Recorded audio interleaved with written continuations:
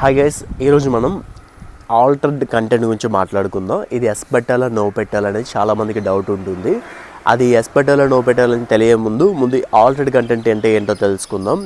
Altered content అంటే మనకి ఏదైతే ఏఐ టూల్ వీడియోస్ కానీ అండ్ ఇమేజెస్ కానీ ఆడియో కానీ ఇలా మనం యూజ్ చేసుకుంటామో వీటన్నిటిని మనం ఆల్టర్డ్ కంటెంట్ కింద తీసుకుంటాం అనమాట.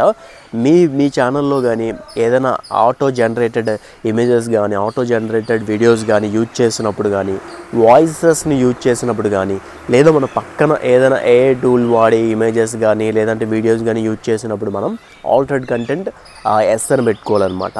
మీరు ఏమీ వాడట్లేదు, మీ ఓన్ కంటెంట్ చేస్తున్నారు అన్నప్పుడు నో అని పెట్టుకోండి. అండ్ చాలామంది ఏంటంటే పాత వీడియోస్ కూడా ఇది పెట్టుకోవాలని అడుగుతున్నారు కదా.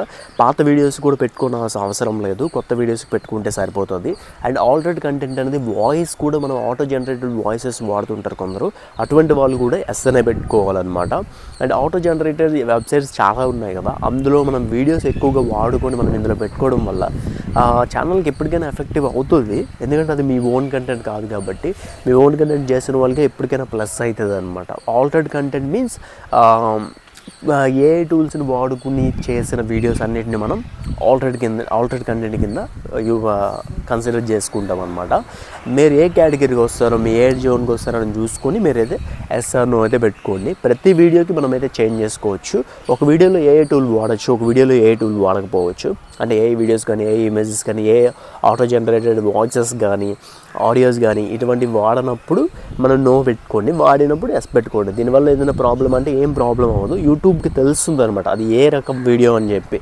ఎందుకంటే మనం అది రోబోటిక్స్ కాబట్టి అవి చూసుకొని దేనికి సెట్ అవుతుందని చూసుకొని అదైతే వర్క్ అవుతుంది అనమాట. మీరు చేసినప్పుడు కూడా ఏంటంటే ఆల్టర్డ్ కంటెంటా లేదా ఆల్టర్డ్ కంటెంట్ కావాలా అని చెక్ చేసుకొని మీరైతే పెట్టడం జరుగుతుంది అనమాట. దీని గురించి పెద్ద ఇన్ఫర్మేషన్ అయితే ఇంతకు మించి పెద్దగా చెప్పాల్సిన ఏమీ లేదనమాట. ఆల్టర్డ్ కంటెంట్ మీన్స్ ఏఐ టూల్కి సంబంధించిన ఒక అప్డేట్ అయితే మనకి యూట్యూబ్ వచ్చింది. ప్రతి వీడియోకి పెట్టుకోవాలి మీరు, అది ఎస్ఆర్ నో అని పెట్టుకోవాలి. ఎలా పెట్టుకోవాలో చెప్తాను వినండి. ఫస్ట్ వైటీ స్టూడియో యాప్ అయితే ఓపెన్ చేసుకోండి. ఓపెన్ చేసుకున్నాక మనకు అక్కడ పెన్సిల్ సింబల్ మీద క్లిక్ చేసుకోండి. అంటే వీడియో క్లిక్ చేసిన తర్వాత పెన్సిల్ సింబల్ మీద క్లిక్ చేసుకోండి. వన్స్ క్లిక్ చేసుకున్నాక వీడియో స్క్రోల్ చేస్తే కింద ఆల్టర్డ్ కంటెంట్ అని ఉంటుంది. ఆల్టర్డ్ కంటెంట్ మీద క్లిక్ చేయండి. క్లిక్ చేసినప్పుడు మనకి ఎస్ఆర్ నో అని ఉంటుంది.